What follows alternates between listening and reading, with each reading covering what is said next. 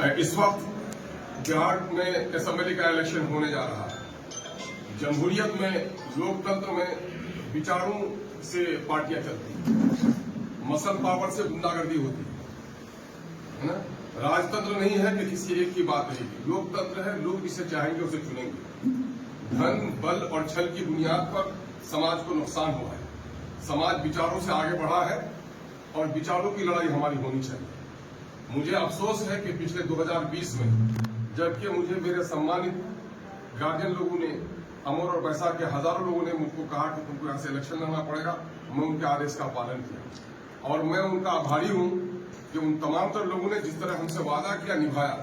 मैंने नॉमिनेशन किया, इलेक्शन लड़के सबों ने मुझे जिताया और आज मैं परस्पर इस विधानसभा क्षेत्र की चौमुखी विकास के लिए काम कर रहा हूं। लेकिन कुछ लोगों को, जिन लोगों को काम नहीं करना था, जिन लोगों ने अमर बैसाख को जाति तनाव में डुबोकर समाज के लोगों को ठगने का काम किया, समाज को पिछड़ा रखा, चाहे कटान का मामला हो, चाहे पुलों का मामला हो, चाहे सड़कों का मामला हो, इन तमाम तर चीजों को जिनमें लोगों को हमारे शोषण किया, ऐसे लोगों को लगता है कि मैंने यहाँ रोशनी चार जला दिया है और अंधेरा खत्म हुआ है तो उनकी दलाली खत्म हो रही है। इस वजह से वो लोग परेशान हैं। पिछले दिनों में भी इलेक्शन के दौरान में हमारे लोगों पर लोगों ने हाथापाई की, मारपीट किया, जख्मी किया, लोगों ने मुकदमा हुए, लेकिन हम लोग जीतने के बाद माफ कर दिए। और ये भी चूंकि कुदरत की तरफ से भी ऊपर वाले की लाठी में मार नहीं पड़ती। जिन लोगों ने ये शरारत की थी, कुदरत की तरफ से भी उनको बड़ी सजा मिली है, हम लोग उसको भुला दिए। अब जबकि इस वक्त इलेक्शन होने जा रहा है, कुछ लोग कहते हैं कि हम सरकारी पार्टी के हैं, कुछ लोग कहते हैं कि नहीं मेरी पुश्तैनी जिम्मेदारी है। ऐसे लोग एमआईएम के वर्करों से दिक्कत उनको हो रही है। जनता चाह रही है कि फैसला करिए कौन जीतेगा कौन हारेगा। क्या किसी के वर्कर को जाने से रोक सकते हैं? क्या किसी के वर्कर से आप लड़ सकते हैं? भाई विचारों की बात है। अख्तुल ने जो लड़ाई असेंबली में लड़ी है, आज उससे अमर बैसाख की आवाम वो महसूस कर रही, फख्र महसूस कर रही है कि हमारे एक एक मुद्दे उठे हैं। लीडरशिप क्या चीज होती है, पॉलिटिकल एक्सरसाइज क्या होता है, क्या शक्ति होती है, वो लड़ रहे हैं।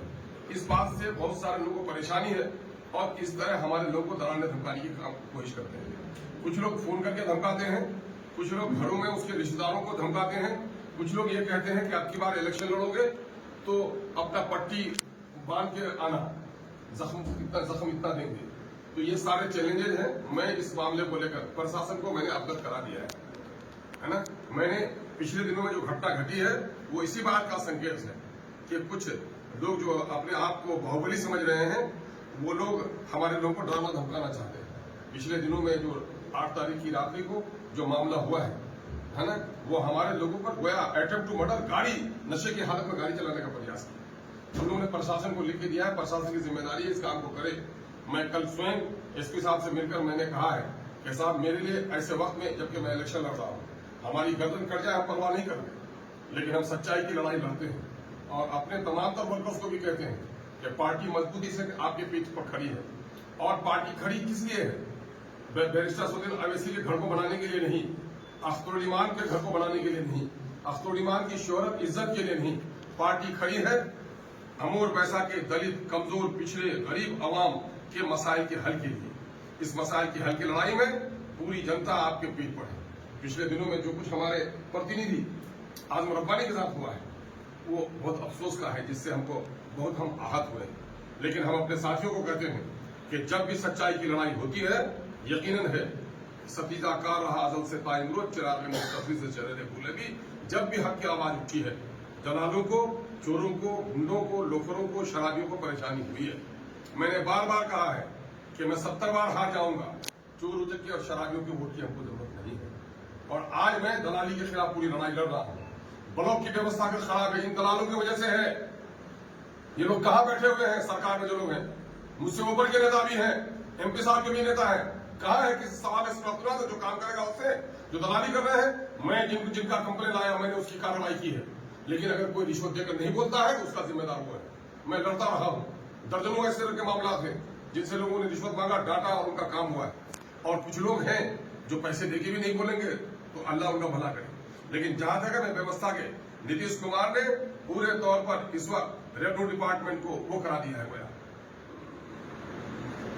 नीलाम कर दिया है।